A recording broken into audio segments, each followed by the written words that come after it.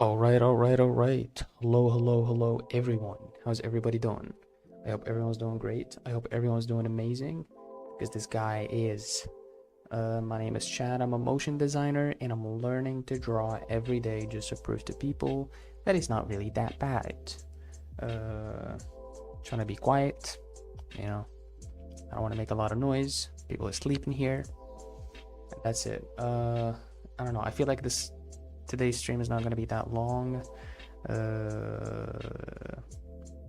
My mind is occupied with something, and you know, I'm trying to be just like focused, you know what I mean? But yeah, anyways, I'm not gonna stall too much. I'm not gonna ramble too much today. I'm just gonna hop on YouTube, watch your video, and that'll be it. Hi, Proko.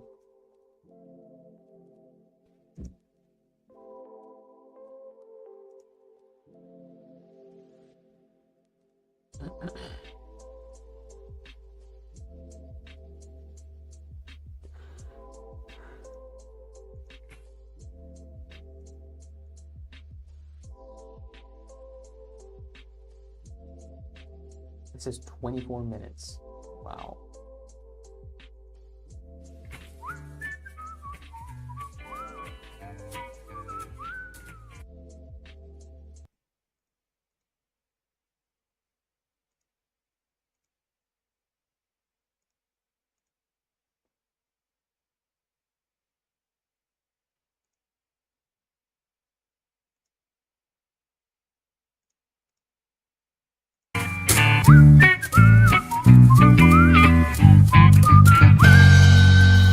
Hey guys, people are always asking me how to fit the Loomis method onto people's faces and heads that don't necessarily fit the average proportions, which is pretty much everyone, because we're all different. So we're gonna have to learn how to modify and adapt the Loomis method to the subject that we're drawing. I got a few people here that don't fit those standard proportions, even a baby. And then at the end, I'll show you how to adjust for an open jaw, open mouth. So let's do this. All right, so this first one is Ron Perlman. And I think you can probably tell his jaw is much larger than the average person. His forehead is smaller. You can see, I mean, just, look at those thirds. You try to measure from here to here, then here to here, then here to here. They're not equal thirds on him. So let's adjust those. And also his jaw is wider than average. So we'll have to just add a different shape to that cranium. So far, everything's kind of the same. Now, this is where I start to deviate. Right in here, instead of putting it in the middle, I'm gonna kind of bring the jaw back a little bit, because he's got a wider jaw. And then I think I'm gonna put the brow ridge in the middle, kind of where it's supposed to go. And then the hairline seems to be just kind of lower on him. So that makes his forehead smaller, like right there. And then I'm gonna bring the nose line up a little bit as well, but I'm gonna make that a little bit taller than the forehead, because I see kind of a progressive enlarging of thirds. This is the shortest, then this is a little longer, and then this, the chin, is the longest. There we go. I guess right there is good. And then usually I would kind of come in and cut in like that, but on him I'm gonna drop pretty much a straight down for quite a while, all the way to here, and make that chin much wider. Same thing on this other side. Wide jaw indication.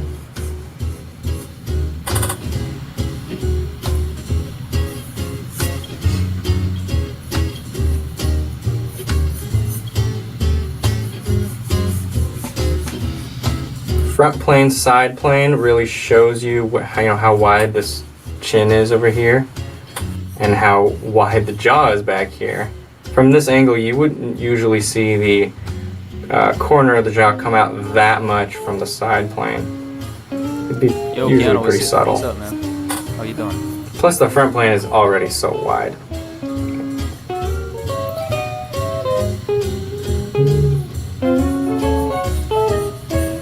Okay, and we got the neck. Okay, I'm not gonna try to add the features just yet, but I feel like we have to add this shape, this more squarish shape up at the top. Otherwise, it's not really gonna look like him. And that's more caused by the hair shape, but maybe a little bit of the head as well. Maybe he's got more of a square head. So changing the proportions of the Loomis head to fit the people you draw isn't going to be just about changing the relationship between the thirds. It's also going to be about changing the shapes. You know, is the jaw wider? Does the jaw come forward more? Is it more indented? You know, is the chin all the way back towards the neck? Is the forehead a little bit skinnier over here? So the side planes are a little bit tilted more. You know, there's so many things that could happen to these forms the way they're distorted. It's not just going to be different lengths of the thirds, but that is a good place to start. Actually, here, let me show you guys a page from, this is Fun with a Pencil, and I'm sure there's more examples of this in his head and hands, but I couldn't find it for some reason. I don't know where I put it. But here's a page where he's got very different jaw types, right? Like kind of a average. This one looks like he's bringing it forward from this middle line quite a bit. This one's really wide. This one's kind of straight, creating obviously very different character types. And then over here he's got square head, square jaw, more of a pointy jaw, pointy chin, still a square head, round head, really wide jaw. Lots of varieties. And here from profile, look at the differences. Look at that. These still kind of look like believable people. But look how different they could be. Chin all the way over here, or chin pointing all the way over here. Lots of variety in people. But the basic concept of round cranium with the sides chopped off and kind of a boxy pyramid-like jaw attached to it, it applies to everybody. I can't read the chat because I only have one monitor. Did you check out the site I sent you? I did right when you sent it to me. I think I'm gonna keep it for when I'm finished with this month's challenge, right? Maybe we can start something from there. I don't know if we can actually start something from there and show it on YouTube. So if I'm going to do it, I'm going to do it off stream. You just have to distort these forms. You know, when you know the average, when you're really comfortable with the average from any angle, you can look at a subject and you can instantly see how they're different from the average. Because you have something to compare it to in your mind, right? You know what to look for. So even though you're usually not going to be drawing an average Loomis head when you're drawing someone from life, it's still very important to know that average Loomis head. Okay, let's do another one. This time we got Tom Hanks. Okay, and you can see, okay, you can see in this one he's got a very large forehead. And his hairline kind of adds to that large forehead, but from the bottom of the nose to the chin is actually not that much smaller than his forehead, so it's more of his middle third that's just really small. So okay, let's draw this one. Again, start with this cranium. And notice how much lighter my initial lines are than my final lines. I slowly go darker and darker as I'm getting more and more comfortable with my placement. I don't want to start dark because then I can't erase. Basically, when I look for where that side plane is, I look for the right in here, right where the forehead turns, and kind of where the eyebrow peaks, or sometimes where the eyebrow ends. Really depends on the person. But on him, it's about halfway. You got that perfect 3/4 view. Okay, and then he's not looking up or down. So there you go. There's the brow ridge. Maybe I should lower it a little bit. Okay. Lower that. Make some room for that forehead. I would put the nose here, but because this middle third is supposed to be smaller, I'm gonna move it up. But I don't think his head overall is very different from the average. Like his head shape, maybe a little more square, but as far as the length versus width is kind of the same. So I'm gonna kind of use where the nose should be to find the chin, and then I will bring the nose up. Right about there.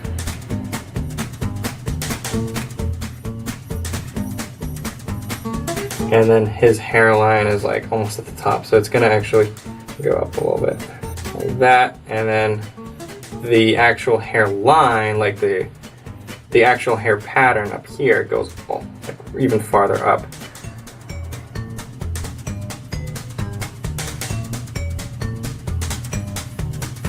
As far as the width of the jaw, seems like it's kind of average. He's got maybe a little more of a square here, but he's getting a little bit, you know, droopiness on the sides. This isn't a young photo of him, and so we can't really see the structure of the jaw as well on him as on a younger person with a very defined jawline. But it's okay. It's somewhere in here. And actually, on him, I feel like that ear is kind of farther back, so I'm gonna start the jaw more over here. And then I see this like little fat pad over here, a little crease, and another crease here. I don't see the jawline, but it would be like right here, right through there. I just don't see it. Instead, what I'm seeing is another kind of a downward plane right here.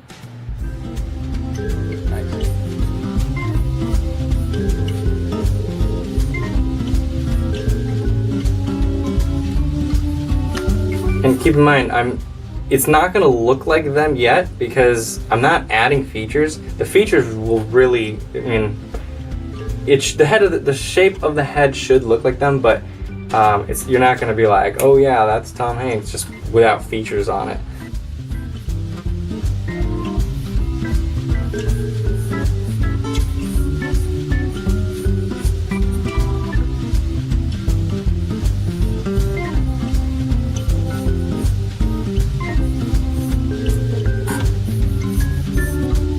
And he does have kind of a square head up here, and his hair is pretty short, so I don't know how much of that is his hair creating that corner and how much is his head creating a little bit of a corner. So I'm gonna just draw that hair shape.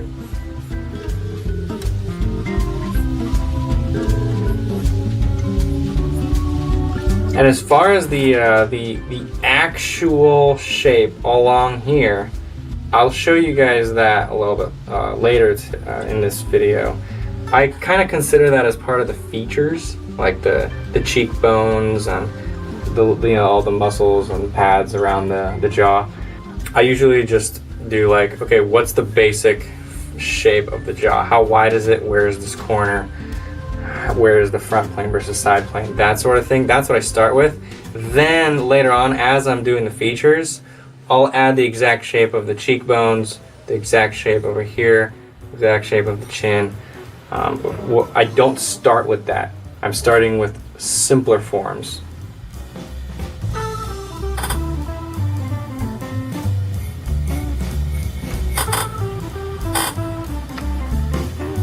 Maybe I didn't make that forehead big enough.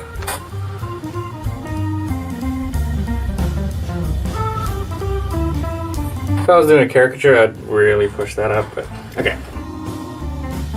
Okay, I'll do one more where I'm focused on showing you guys about changing proportions to fit the type.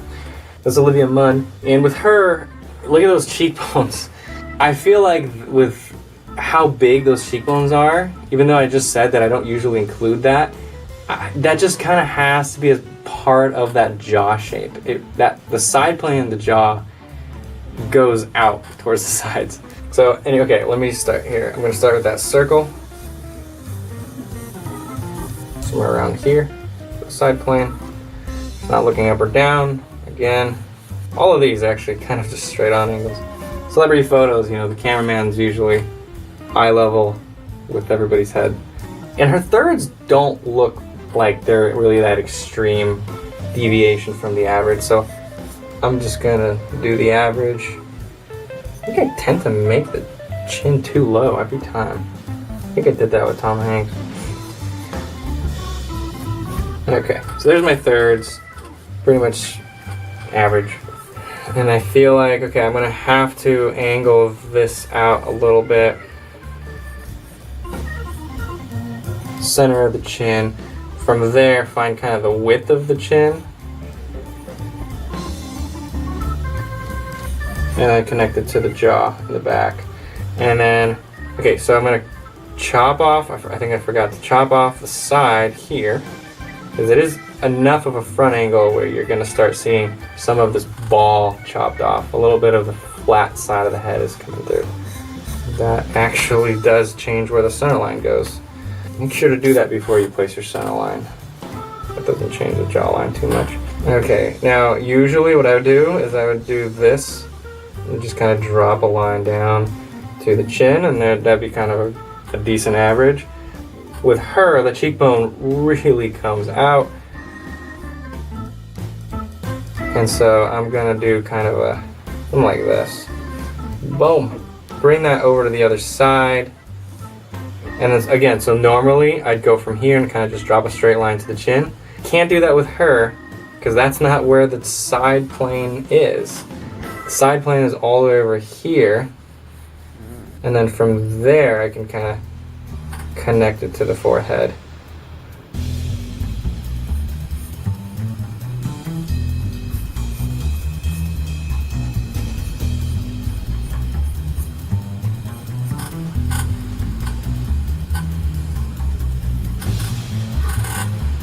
I feel like that really, really skinny neck is important to show her type.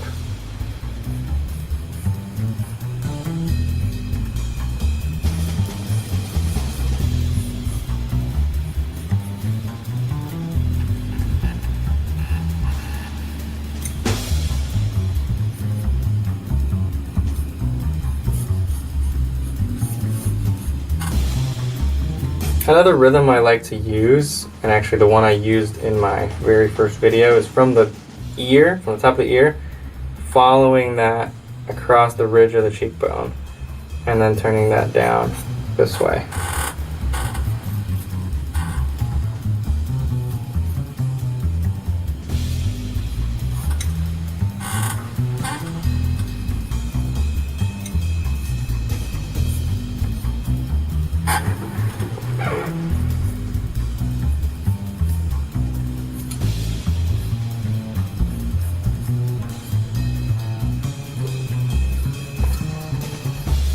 Alright, cool. So we got 3 different proportion types, and that's how I would modify Luma's head. You can see they're surprisingly similar.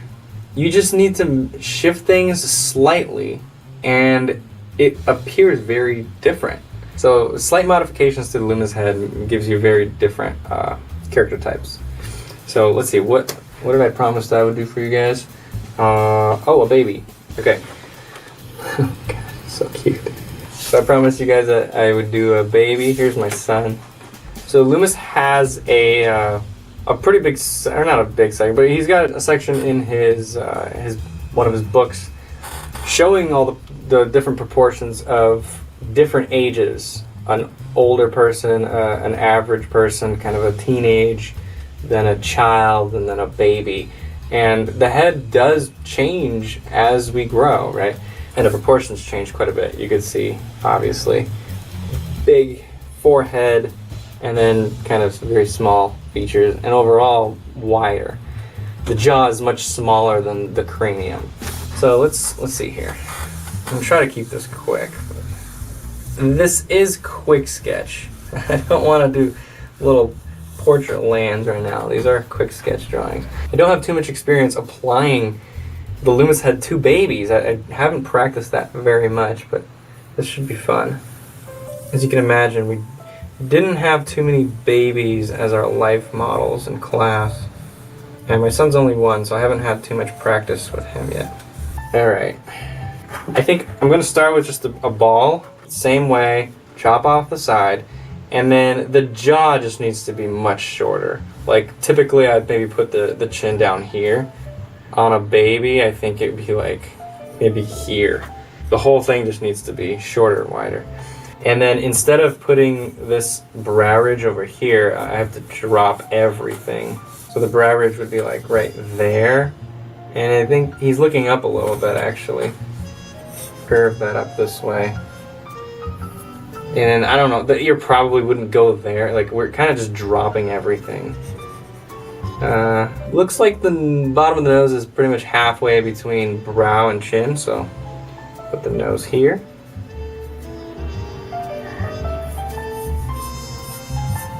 And then really square it off. I feel like I have to add some form. I have to add a little bit of a volume up here. And he's smiling, so his cheeks are coming out more. That's part of the expression. If he had a neutral pose, I don't think it'd be coming out that much. But hey, expressions, we got to draw expressions too, right? So we can adjust the Loomis head to fit certain expressions too. So this jaw comes out, not the jaw. So this cheek comes out, and then I'm going to mirror it on the other side, kind of like that. Chin over here.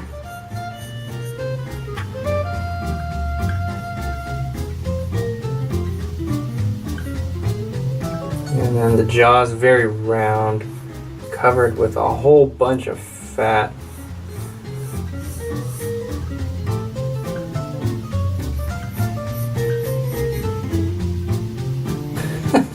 I mean, obviously it already looks like a baby just by kind of changing those major things about the proportions. And I feel like, actually knowing my son too, he's definitely got more in the back, more volume back here. Tiny neck. I don't even see it under there.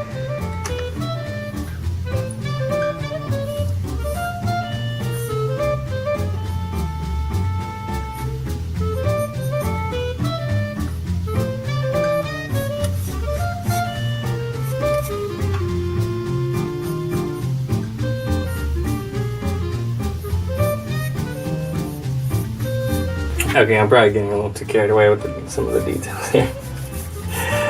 I can't help it. It's my son. Alright, I'm not going to draw the features. I'm going to force myself to stop right there. But basically, there you go. Okay, next I'm going to do an open jaw, but I don't have any photos that I can get quickly. So I'm actually just going to take a selfie. Jaw opened. Not good enough. Okay, let's draw that. There you go. Okay, so I'm going to draw that. And transfer that to the side of the screen. Alright, so I'm going to start with that same thing again. They got the cranial mass. So the cranium doesn't change when you open your jaw, right? The round circular part of the skull stays the same. It's just the jaw that moves. So that circle for the initial step is the same. And then the side plane of that circle stays the same and looks like it's maybe just a little less than halfway. Something like that. And then from top of the ear to the brows, it looks like it's an upward angle. Like this. And then same thing to the nose. Now, this is where it changes. Since the jaw opened, obviously the bottom is going to be longer, right? You got that whole length now between the teeth that you have to add. When the jaw is closed, it's the shortest distance is about a third of the face. When it opens, you're just making that bottom third longer. But also the chin goes in a little bit because it's not just lowering, it's rotating from the joint back here under the ear.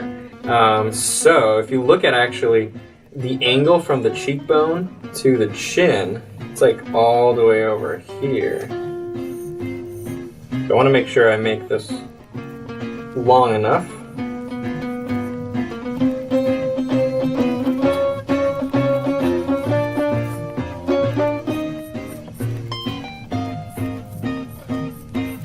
And as the jaw opens, this whole bottom plane compresses against the neck, right? You got all this skin, and then it kind of gets pushed out. So this bottom plane is kind of round right here. And I'm cutting through the cheekbone, actually. I'm not including it. There would be an extra mass over here, which I would add in once I start putting in the features. As far as the center line, I'm gonna keep it going, and then right here, you have to start bringing it in.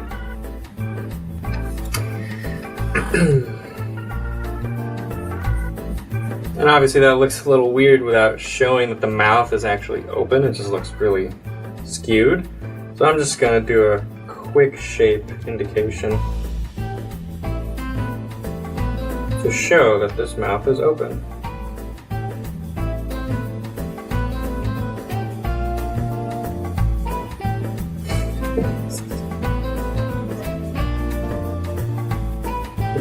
Alright, good enough. I just wanted to share with you guys this idea that the jaw isn't always going to be closed. Even if you don't see a whole, like, the lips opened, sometimes the jaw can be a little bit wider. Like, you know, watch my chin. Right? I can open my jaw and lengthen that bottom third without opening my lips. So that's something that you might want to consider as you're looking at the model. Is the jaw slightly relaxed, or are the teeth actually touching? There you go. Not the most flattering image of myself, but gets the point across. If you guys have any more questions regarding the Loomis method, go ahead and leave a comment below. Tomorrow for the 12 Days of Proko Quick Sketch Edition, I'm going to be showing you a more intuitive Loomis head approach. See you then. All right, that was very informative. For me watching it, I was already thinking about all the stuff I did. Stop. So I think it all comes down to three things: the circle,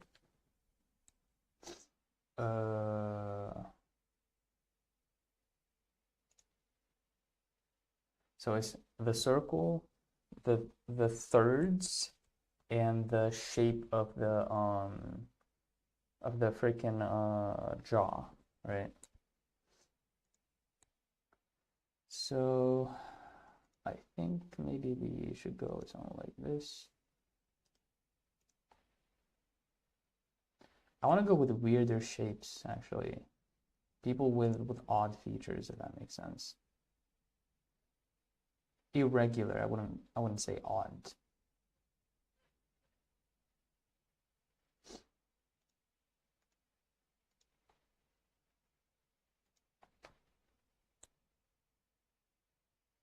What the hell is this?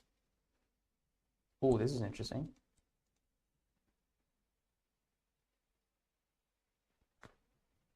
Okay, definitely going with this one.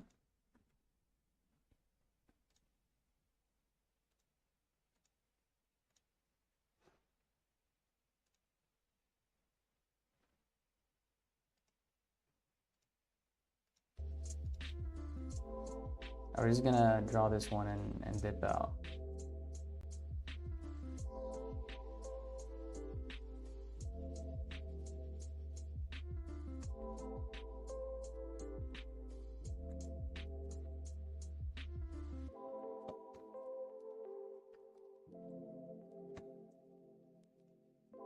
Alright, so it's circle. In a perfect world, or well, at least what I used to do is I used to grab the circle like shape from Photoshop, and I would just like draw a perfect circle. But it's okay for me to just like do this manually as well. I mean, if I can do this manually with a tablet where there's a bit of a disconnect between what I'm drawing, what I'm laying on the tablet and what I'm seeing, then I'll probably get good at it when it comes to, you know, classic like pen and paper. But this is straight forward, just like pose he's in. This is straight ahead. Now the thirds, so the relationship between the ear, the top of the ear, and the end of the brow is almost like this. All right, it's like an angled like this. Bring it to the other sides, and it would be here.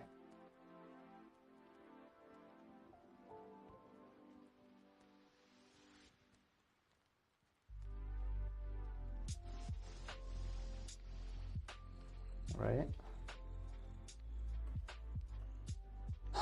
Okay, now let's see the relationship.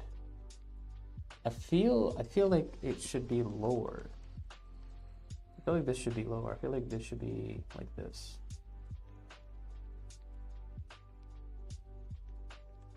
Even lower. I'm gonna go even lower. And you know, it's okay. If it's not that low, then you know, we're just stylizing it.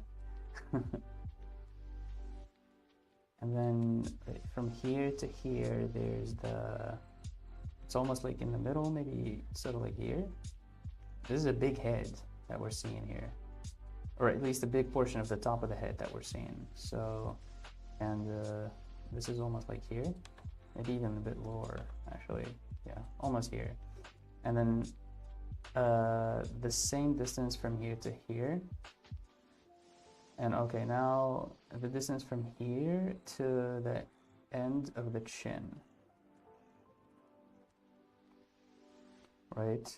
That is sort of like where I have to be very careful, because placing this line right here, from here, I have to do like this, right? So there's like this shape already that's like indented a little bit, just because we have the mouth open and the jaw is very tight around here. So it's almost like this.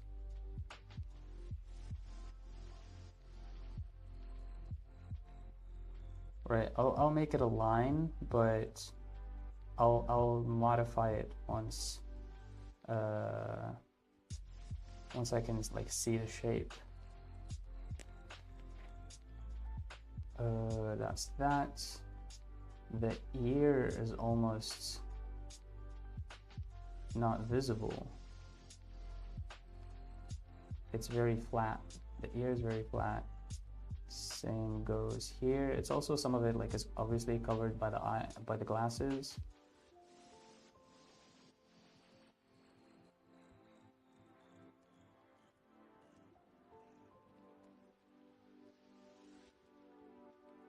Those are the ears. Now let's do the mouth. And before the mouth, actually, I wanna get a feel of this, right?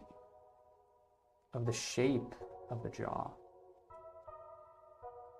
I feel like it goes here, but then it goes here. Okay, I want to feel the 3D shape. There's a plane right here. You know what I'm saying? So this is a plane already, and this is a plane that we have too. And this plane is almost like this. It almost goes down a little bit.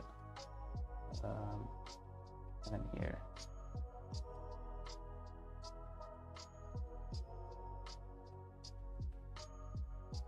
Right, once I get a feel of these shapes, like these 3D shapes, mind you. Oh, is it? I'm not speaking very loudly as well. So maybe that's the reason. Hopefully this is better.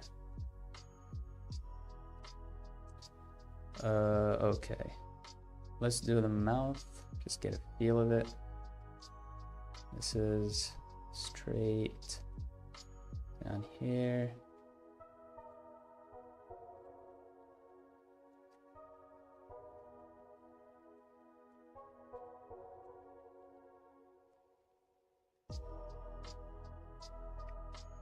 I feel like I get it now. I feel like I only need to do some practice to really hone it down. Otherwise, I feel like I get it.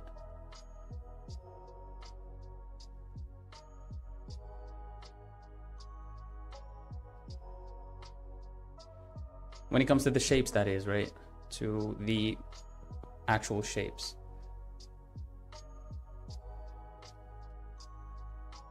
Alright, the glasses are like a big part of this whole outfit or whatever, so we're not going to be able to escape it.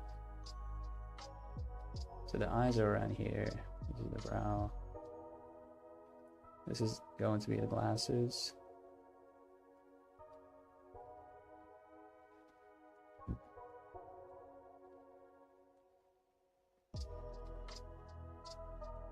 There's this shape, and then this goes over here, and we sort of like close it around here. It's very helpful to be able to see and to go slow, you know. If I don't have this down yet, it's okay to go slow. Those are not the eyes. Those are just the glasses.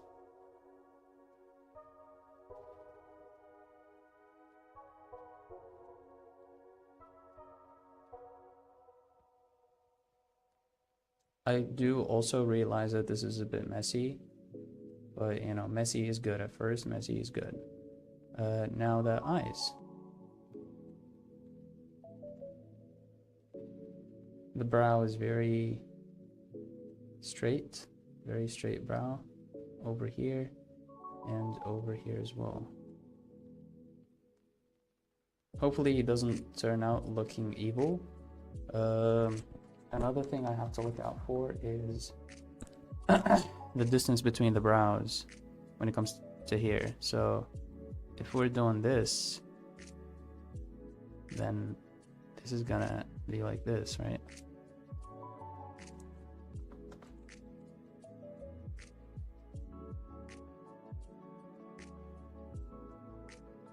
All right, this is a long enough eyebrow. Same thing here. I feel like this has gotten a little bit more height over the first brow, and we have the eye around here, but we only see like some of it, most of it actually we get to see.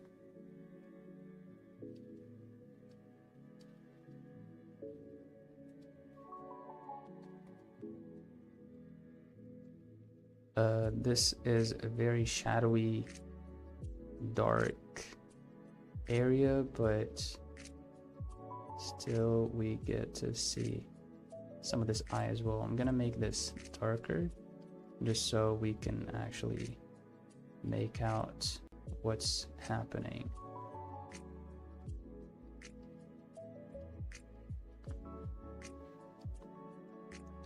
Right? And then we have the hairline. The hairline's almost here.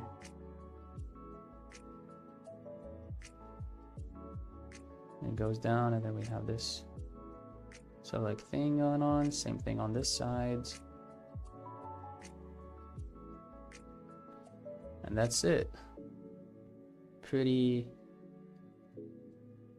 very short hair, so you don't really have to worry too much about any shape. This is just the shape of his skull.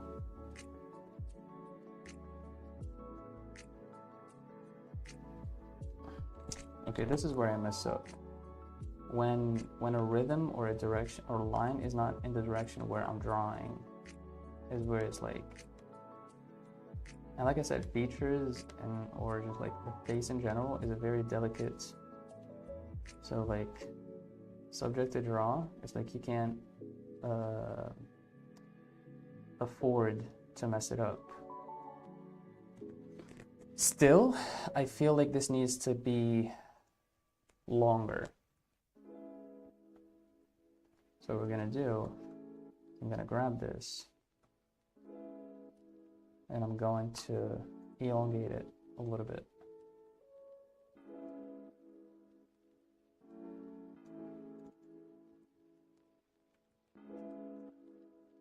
I always feel like whenever I elongate some of my stuff, it always looks better.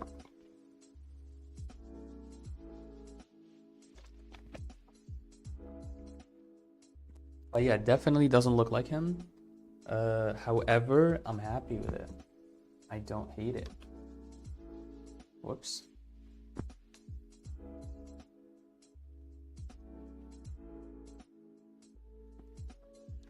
All right, this is gonna be it for today. Sorry for the low energy. I think it would be best to use references with neutral expressions. I would agree. I would agree. However, I just wanted to try this. I wanted to try something where the shape of the jaw is not just like your regular sort of like this, so like container where it's like here and here and here, right? I don't want to do this, or at least I didn't want to do this, like this rectangular sort of like shape, boxy shape. I didn't want to, I wanted to try something different. So I think it's interesting. I think it's interesting. This is not a bad attempt. I don't think this is it. This is a bad attempt, but obviously it needs a lot more training. If I make it darker, I feel like it will look better.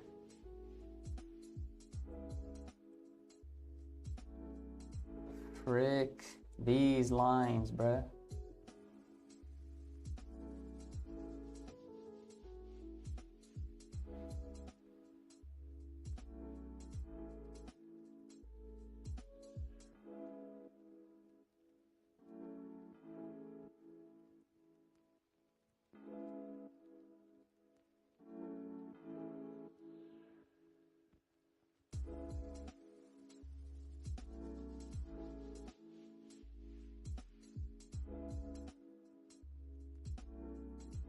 Here we go. Here we go. Here we go.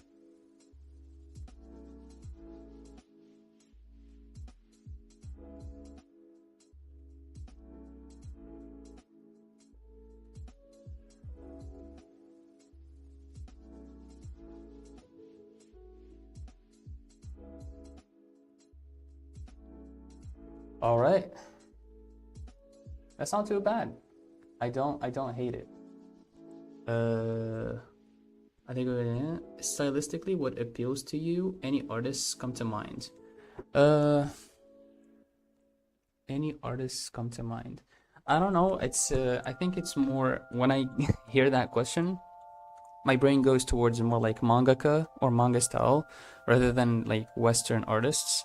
Obviously, I don't know much of the Western artists. I don't know a lot of mangaka either, but when it comes to Western, I like, what's he called? He's got a YouTube channel. Not Mark. Let me look it up real quick.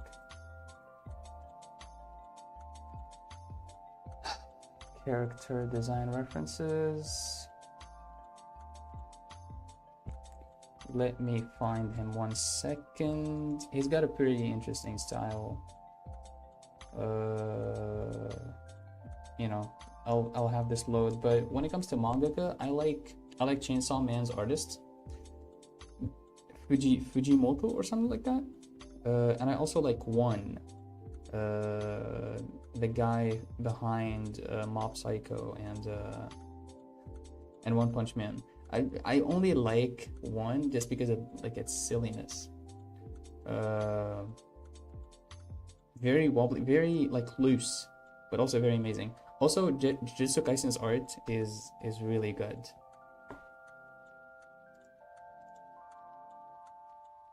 I feel like Jujutsu Kaisen's art is more interesting to me out of the 3 that I said right now, just because of how confident, like it shows how confident his strokes is. You can see when he like put a stroke, you can see its end, right?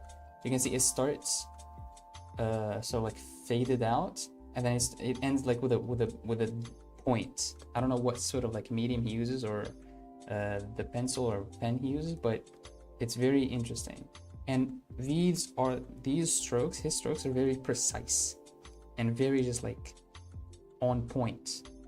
It's amazing to me, and I want to have that confidence.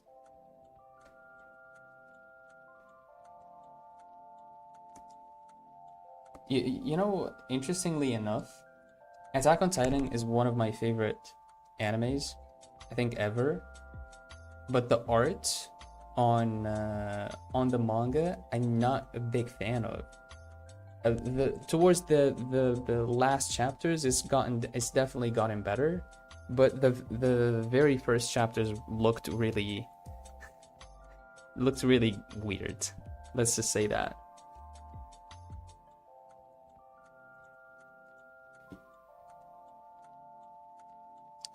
But yeah, where is he? Dude, he's like an Asian dude, and he's got like a YouTube channel. Sam does art. Yes, Sam does art. Yeah, I like his stuff. His stuff is very cool. Semi-realistic type beat. I like it. Also, in his drawings, he has like this one brush where it's like very thick. Thick is not the word. It's like a brush that's like this, basically. And he adds these strokes on top of the illustration. Mind you, it's a finished illustration, and he adds these strokes, and they add like a style to it, and it's beautiful.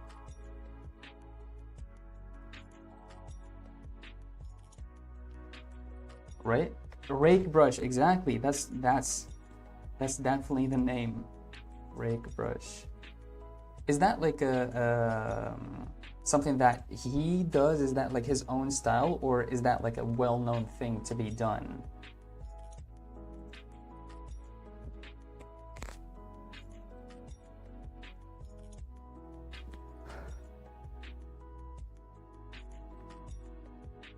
Very interesting name, rake brush. Do I have a brush like that? Let me look it up. Rake. Definitely not. It's a common brush. Yeah, but like the way it's used, is he like one of the first people who started using it in that matter, or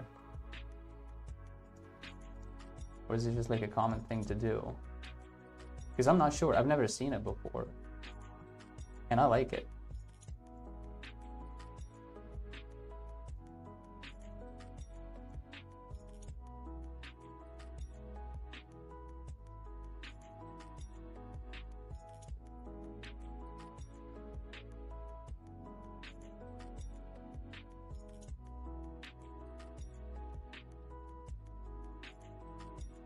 It's a common brush. It's a common brush.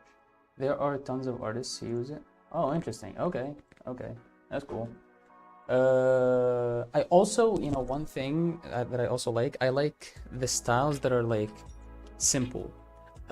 I really love one cartoon, if I get the time to watch over, is Adventure Time. I love how simple Adventure Time is. Alberto Mielgo. Let's see that. Alberto. It's funny. We had a client called Alberto. Alberto, what? Alberto Mielgo. Mielgo. Spider-Verse. Ooh. Dude, is he the guy that made the what was he called? The Love, Death and Robots, that one Love, Death and Robots episode? Please tell me it is. Oh my god. Dude. Let me tell you. Okay, that's very solid. That's amazing. That's an amazing pick. I think every type of animation in Love, Death and Robot is just phenomenal. It's just beautiful. From 2D to 3D to just like, everything is like perfect about it. Wow, okay, you know what? This is very interesting. I'm going to, his 2D stuff is amazing. Does he do, oh, is he the dude that does like the 2D stuff that does look like 3D? Isn't he the dude that does like these jewelry that almost look real, but when you zoom in, it's just a bunch of strokes?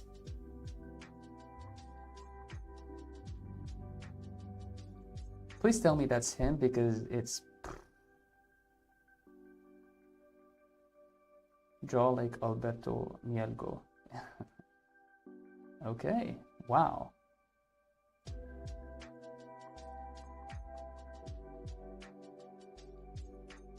Watch Dogs Legion. Okay, so he's been in a lot of big projects. Very interesting. Yeah, that too. And he was the one that inspired the style of our style. Very interesting. You know what? I'm keeping that in my mind actually. And I'm going to find the credits and find the artist, because I remember there were some 2D stuff as well. That's incredible. And not Alberto Mielgo's, some actual 2D that's like almost cartoonish. Right? That style is very interesting. I remember one episode where these explorers, and they were in a dungeon, and I think it was in like an Egyptian type thing, or maybe it's just like a dungeon, I'm not sure. But I remember it's very distinct, because I remember clearly how amazing the animation was. Anyways, Alberto Mielgo, I've already subscribed to the channel, just gonna keep them. And yeah, okay, thank you guys so much for watching. Thank you for being here. I appreciate you guys. Like I said, I'm sorry for the low energy. I feel like I'm occupied a little bit with some stuff. Man suffers in his head more than he suffers in real life. That's 100% true. And right now I'm suffering more in my head than in real life. So, but you know, knowing that makes me feel better. Yeah. Thank you for being here, and yeah, peace out. Goodbye, Keanu Steve.